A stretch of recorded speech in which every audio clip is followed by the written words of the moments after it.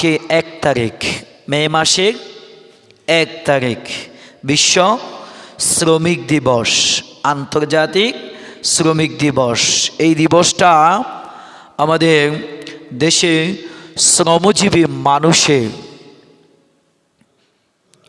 8 ঘন্টা কর্মদিবসের একটি আন্দোলন।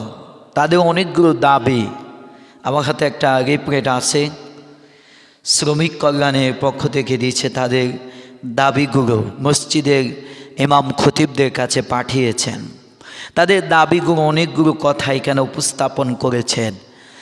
শ্রমিকদের দাবি, এটা তাদের অধিকার। বিশ্ব শ্রমিক দিবস আজকে। আল্লাহ রাসূল বলেছেন, শ্রমিকদের গায়ে ঘাম শুকানোর পূর্বে তাদের পারিশ্রমিক দিয়ে দাও।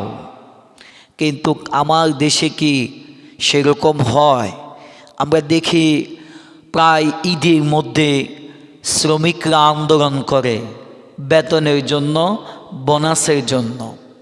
এই আন্দোলন করতে গিয়ে তাদের অনেকের উপর আঘাত হানে, কেউ জেল জুলুমও যায়।